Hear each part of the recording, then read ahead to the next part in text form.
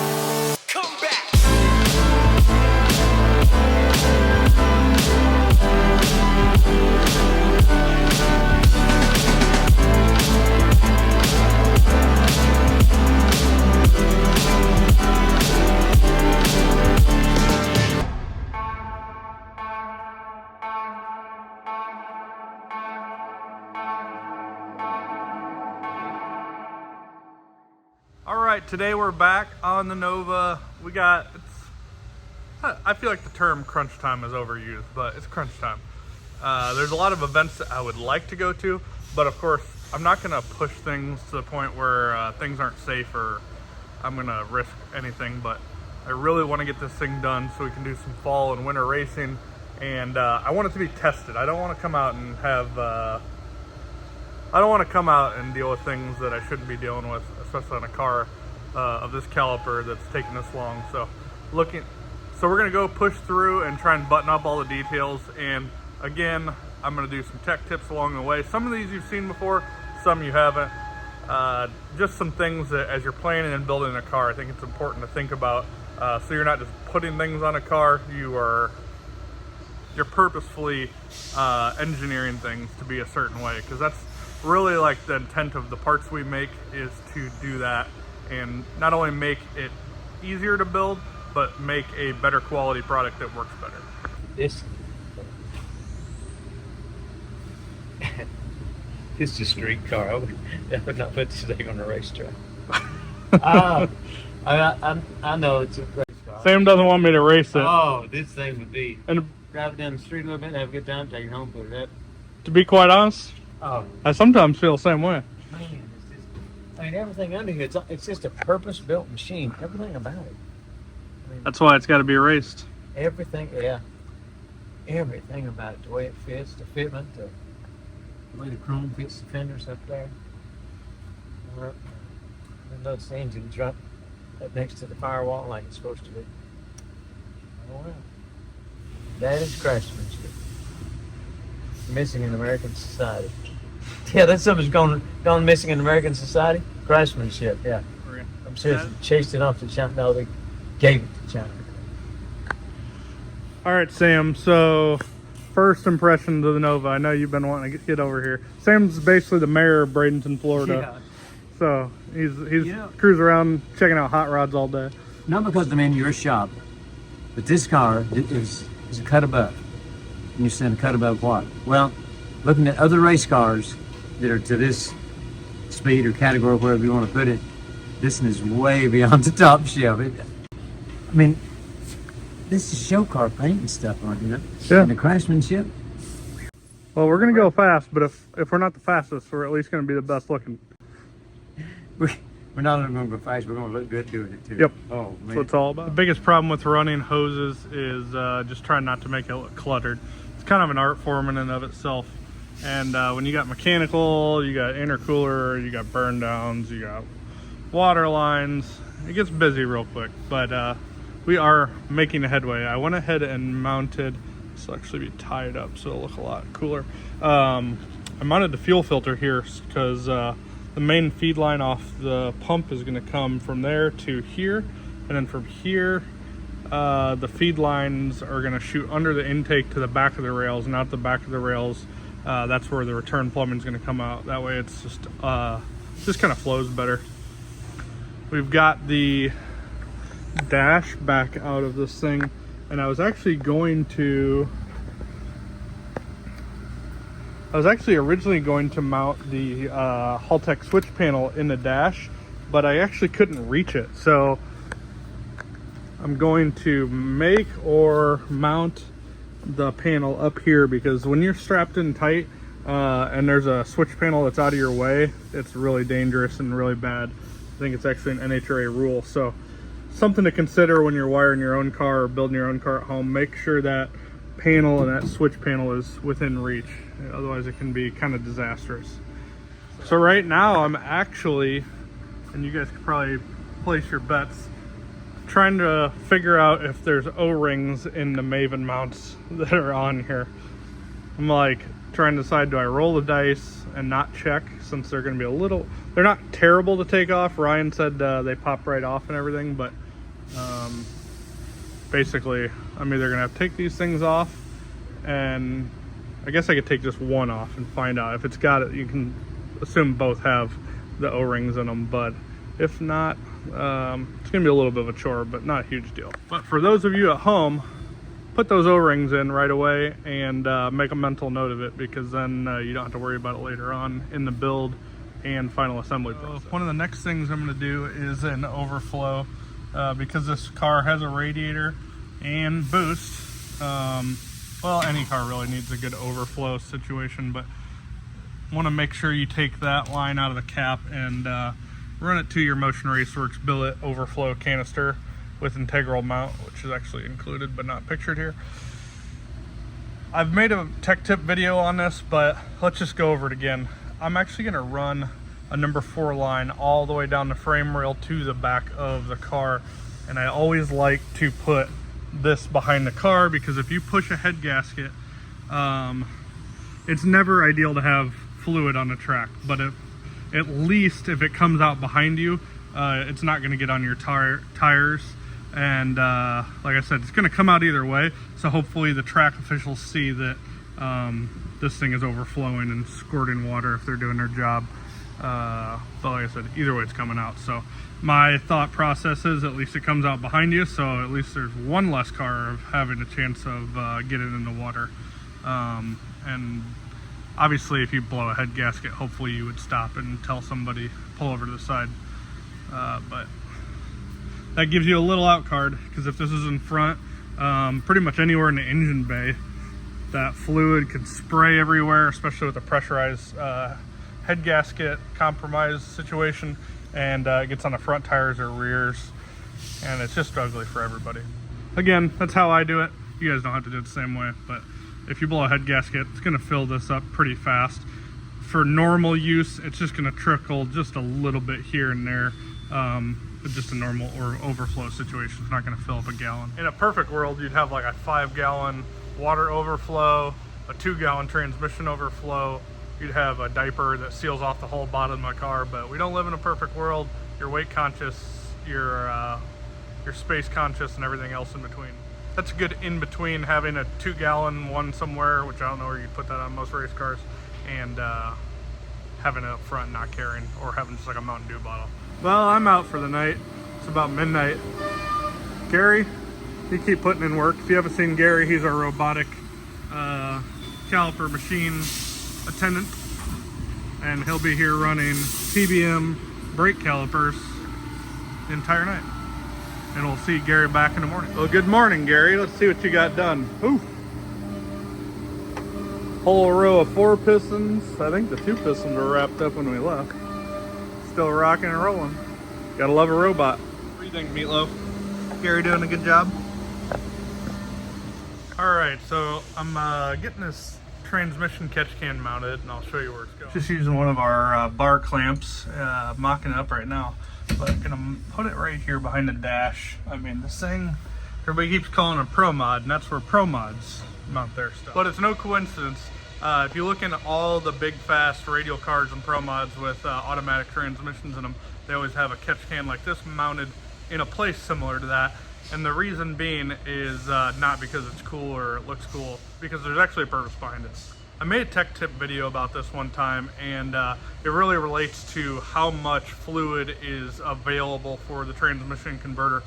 If you started where I started, it was like a cam only Turbo 400 LS engine setup, And back then, nobody even really heard of transmission overflow catch cans.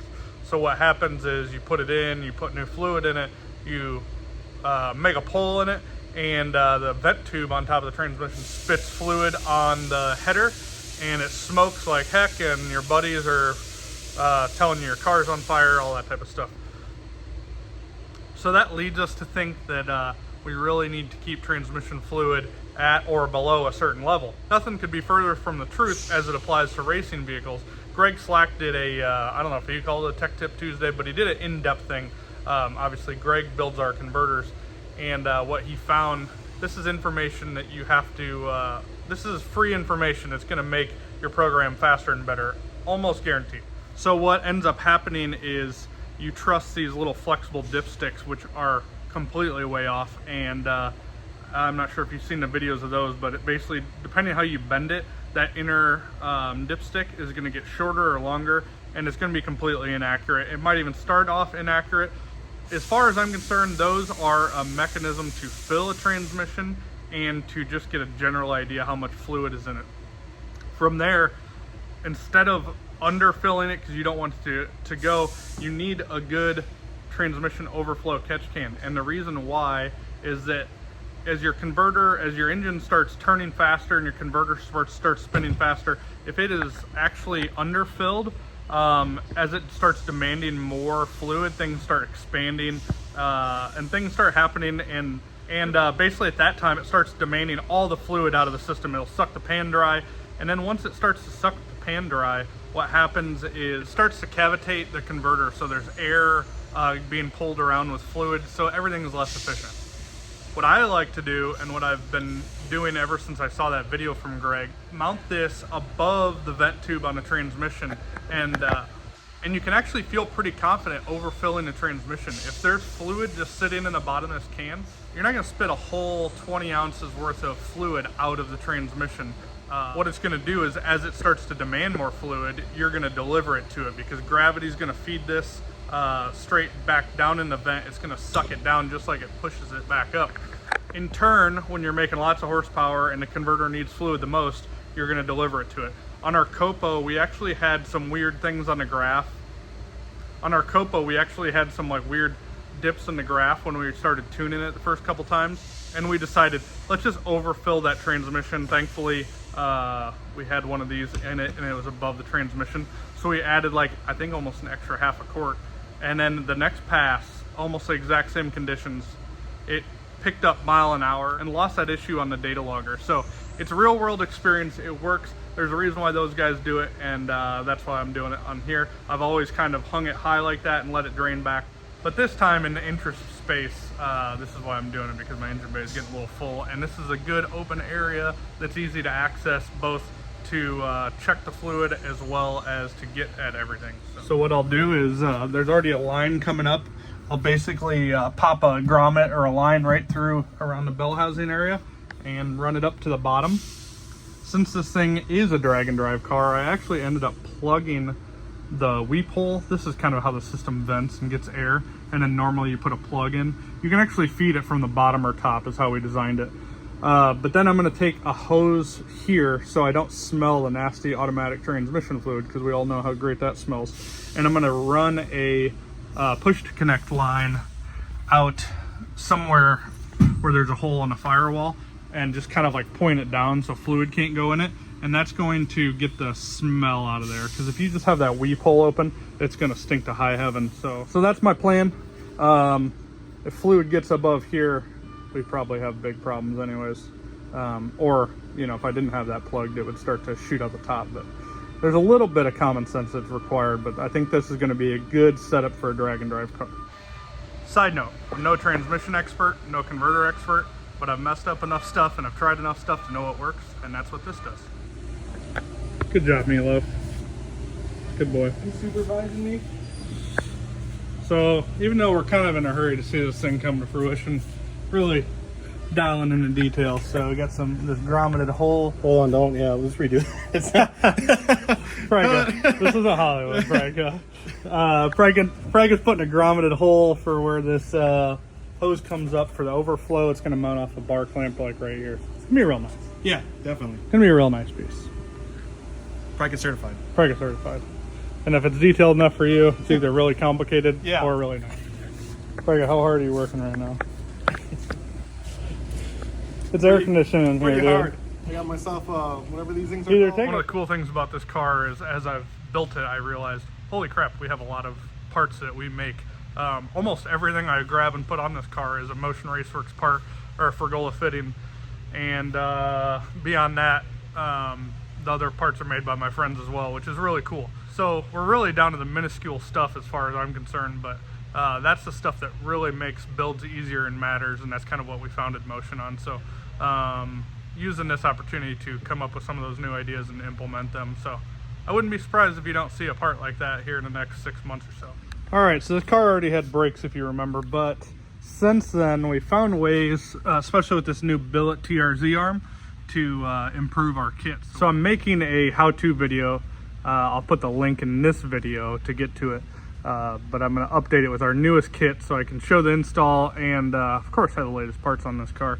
Didn't really improve the braking or anything, but it made it more adaptable to that billet hub because the kit we used previously was an adaptation that was used on a number of kits, and the new one, well, you know, when you start putting fluids in something, it's starting to get a lot closer. Getting ready to do some brake bleeding, and very thankful for the ingenuity these guys had at Freeform Motorsports.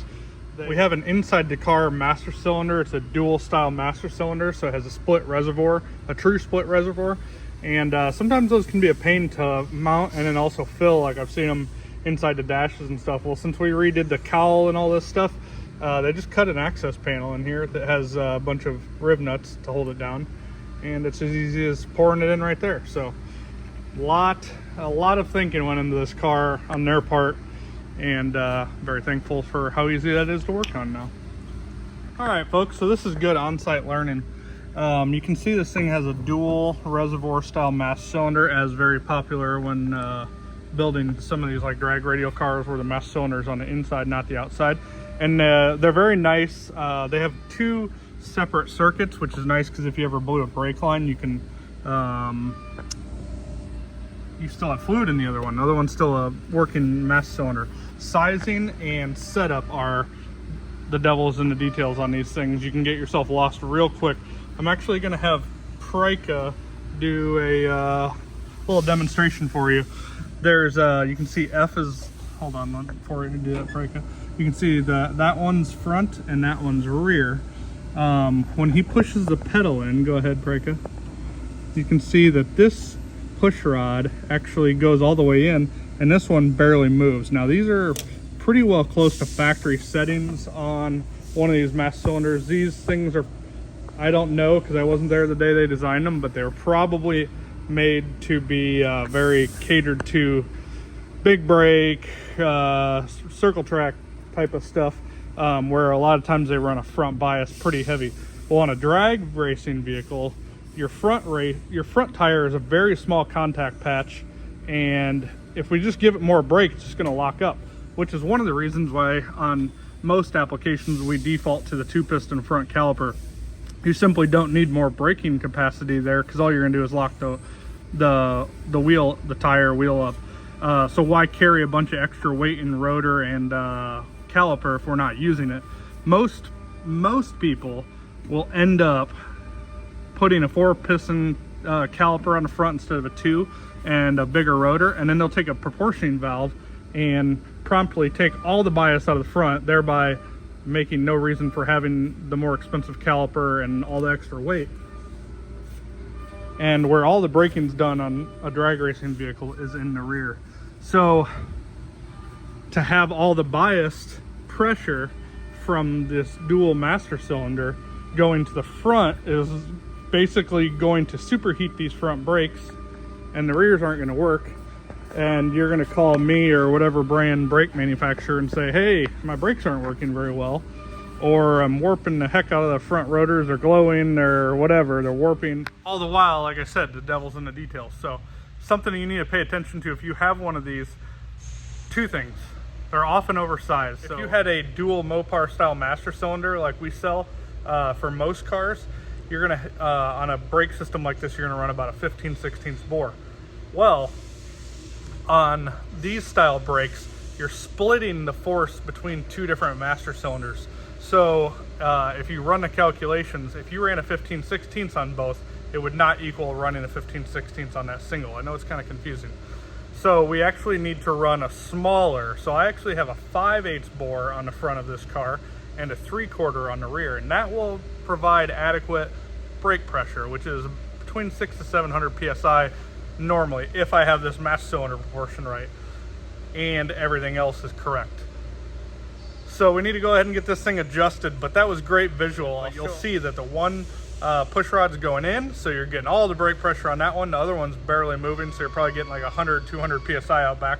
This car would not stop well like this. And more times than not, if somebody calls with a split master cylinder like this, which is great, don't get me wrong, I think they're great because they have a fixed pedal ratio and all that stuff, I will say, check that. Have you checked that? And they'll say, I don't know what you're talking about. So I'm gonna go ahead and do a video on this setup here shortly, because I think it would be invaluable for those who are not privy to working in the brake industry every day like ourselves. All right, Preka, one more time. Hold on, put that light down there. All right, so front and rear. Go ahead. Yeah, that is a factory setting. So you would be turning these rotors glowing red hot, and the rears wouldn't work, and this thing would not slow down, not whatsoever. And if you did have a 4-piston front and you had the appropriate master cylinder, you'd be definitely locking those front brakes up. So we're gonna go ahead and adjust. What I'm suggesting for this car, because I have the master cylinders sized correctly, is to go ahead and just run these neutral. So that means have no bias towards one side or the other. We've already set our pressure and our volumes with the master cylinder appropriately. Of course, we can make an adjustment from there, but that's where we're going to start at. If anything, I might bias more to the rear. I actually just created a calculator to kind of calculate all this stuff. I'm going to drop a little Easter egg down in the description below. You guys can play with it and tell me what you think of it. Spent a lot of time on this. This is the type of stuff we spend every day on. One interesting thing about a brake system is people usually bolt stuff on and go. In a lot of ways, it's pretty comparable to engine building. The one difference is people don't pay attention to operating pressure here, whereas they do with an engine. If you had 20 psi of engine pressure on something that needed 80 to 100, you would definitely have it come apart, but you would also blame the builder, yourself, whatever, for not paying attention to it. On brake systems, most people don't even have a brake pressure gauge or log it at all.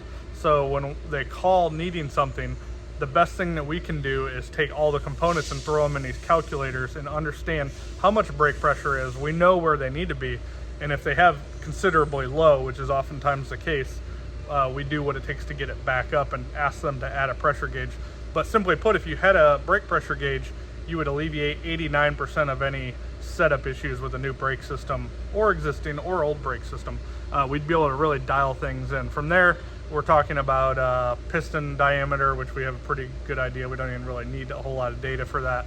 Brake pad compound, that type of stuff. But just something to keep in mind if you're at home building your car. It's very important. If you have questions, give us a call. All right, got a big old box of Pergola. Hopefully these are the last fittings and lines I need to order for this thing to get it done. And I think it is, so I ordered a few extra. These guys are great to deal with. And a couple nice things about Pergola. They're made in the USA, and they make in huge bulk production. So I can count on one hand how many times in the last 10 years I've had a Pergola part back ordered, and it's probably not even a whole hand's worth counting. So shout out to those guys for being made in the USA and for doing what they do for the industry. Side note, Pergola was one of the first companies to take a chance on Motion Raceworks. They knew what we were wanting to do, and they believed in us, and so I'm super loyal to them. Plus, they make really good quality products. So it's pretty easy to work with them and have been with them all these years, and many more to come. We got a real fancy guy here. He said he couldn't handle my laser cut bracket, so. Yeah, I mean, I haven't helped a whole lot, so I figured the one thing I would help on, I'd give it my all, you know? Yeah, Chevy guys gotta stick together, dude. Looks nice. So that's an alternator bracket. We had a less than ideal like thickness in our opinion for the one that we had, because that's all the material we had sitting around at Motion. So Tanner just said, let me put one on the CNC machine and we'll whip it up real quick. So one step closer, dude. Yep. Just gotta make some spacers. Looks like a solid unit. So we got these new Trick Funkhauser aluminum Caltrack brackets in here. Everything's ready to go. Prika, you're kind of becoming, it's like, I don't know, it's like a role reversal. A little bit. The prodigy is becoming a teacher. Prika's got these leaf springs figured out. He's just been swapping stuff back and forth. One thing we did is we went to this style, 1/2-inch bolt style rear lower mount. So we do need to get some different adapter rod ends. So, but the only thing preventing us from having being able to cut 1060 foots tomorrow, but that and the engine running. Other than that, I think Couple more wires. a couple more wires and we're ready to rip. Man, we're really getting things whipped up. We had a list about a mile long earlier. Yeah, it's start of the week. Was this the third night in a row that we've been here like till midnight? Yeah, pretty much. I don't even know what time it is right now, honestly. Yeah, we got work to do during the day. Yep. So luckily Breaker sticks around at night. Guys, very helpful if you can remember when you're doing, like, anytime you think you're getting close on the turbo stuff, to just go ahead and put the O-rings inside of your Maven mounts and then tell 3 buddies about it via text, so there's documentation about it. This thing's been under build process so long that nobody could remember if there's O-rings in it, so we had to take everything apart. Luckily just one side, just to verify. So I think we're good. Yeah, we should be good. Now it goes back together, but don't look at that don't look at that secret wheel. Just kidding. It's an out of the box carrot wheel. All right, getting everything all tidied up. Finally putting all the lines and stuff on it. It's not completely complete, but looking pretty good. Once that green tape comes out here, it's gonna look pretty appealing. Frank has got putting some fluids in it, because next time we see it, it's gonna be on the dyno. So we'll leave trans and oil out of it for now, but got some gear lube in it and brake fluids all good to go as well. Oh, Prika, empty spot. That means one thing. Cars in the trailer. Next time you see it's gonna run. Yep. Oil pressure and race car noises. It's gonna be a lot easier to move around next time. Yeah, I won't be sweating as much. That's for sure. All right, guys, we're heading north. Next video you guys see will be somewhere in Kentucky. Yeah. I don't know exactly where, Yeah. but somewhere in Kentucky. Somewhere in Kentucky. All right, we'll see you guys later.